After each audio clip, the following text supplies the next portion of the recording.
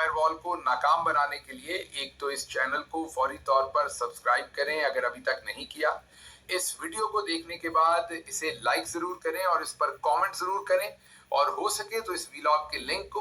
WhatsApp और दूसरे social media पर शेयर करें ताकि एंगेजमेंट बढ़े और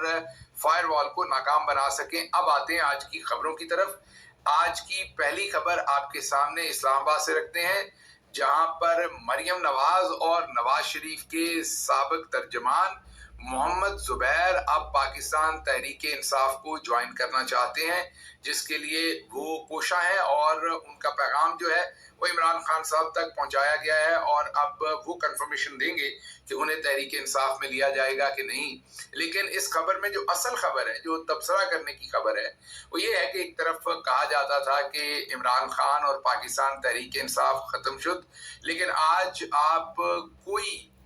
प्रो और एंटी पीटीआई सहाफ़ी हो, आप उसका वीलॉग उठाएं, उसका टॉक शो उठाएं, आप अखबार उठाएं, आप कोई चीज़ भी उठाएं, कोई ऐसी चीज़ नहीं जो शुरू और इख्तिताम जो है वो सियासत का पाकिस्तान के अंदर इमरान खान के बगैर हो। बजट की बहस हो, इंसानी हकूक की बहस हो, तनख्वाहदार तबके के ऊपर बजट लगने की बात हो, इलेक्शन की बात हो, जजेस की बात हो, अदालतों की बात हो, एक शख्स जो है वो जेल के अंदर बैठा हुआ है और तमाम बयानियां जो है वो बना रहा है। और अभी भी जब ये कहा जा रहा है कि पाकिस्तान तहरीक इंसाफ खत्म कर दी गई है, तो ऐन उस वक्त आपके सामने तमाम लोग जो अभी भी एस्पायरेंट है पॉलिटिक्स के लिए, वो तहरीक इंसाफ और इमरान खान को ज्वाइन करना चाहते हैं। इससे आप समझ सकते हैं कि इमरान खान का और पाकिस्तान तहरीक इंसाफ का मुस्तकबिल इंशाल्लाह ताबनाक है, और उसी के साथ जुड़ा हुआ है पाकिस्तान का मुस्तकबिल, इंशाल्लाह वो भी ताबनाक होगा। अब आते हैं दूसरी खबर की तरफ, वो अमेरिका से आपके सामने रखते हैं, जहां एक बहुत बड़ी तब्दीली है, और वो तब्दीली जो है वो भी डायरेक्टली इम्पैक्ट करेगी पाकिस्तान की पॉलिटिक्स को भी, और आने वाले दिनों में आप उस तब्दीली के शाखसाने देख भी लेंगे।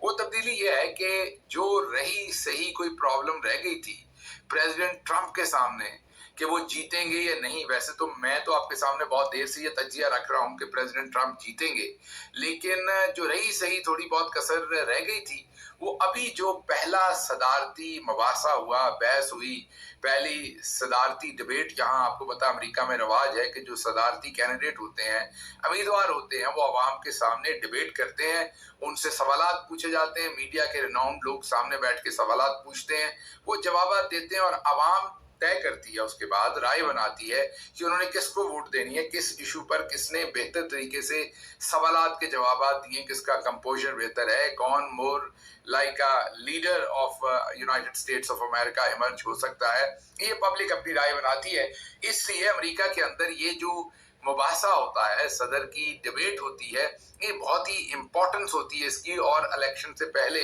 यूजुअली एक खास वक्त पर ये डिबेट कराई जाती है। और ये डिबेट जो है ये अक्सर जो कन्वेंशन होती है, जैसे कि अभी डेमोक्रेट्स की कन्वेंशन होनी है, रिपब्लिकन्स की होनी है, जिसमें उन्होंने अपने अपने सदारती उम्मीदवारों को नामजद करना है, टिकट जारी करनी दूसरे लफ्जों में। और एक तरफ तो ट्रंप जो है वो लैंडस्लाइडिंग तरीके से जीते खड़े हैं, दूसरी तरफ बाइडेन क्योंकि करंट प्रेसिडेंट है तो उन्हीं को टिकट मिलने के चांसेस है, इसलिए वो भी तगड़ी पोजीशन में अपनी पार्टी से टिकट लेने की। लेकिन अमूमी तौर पर जो एक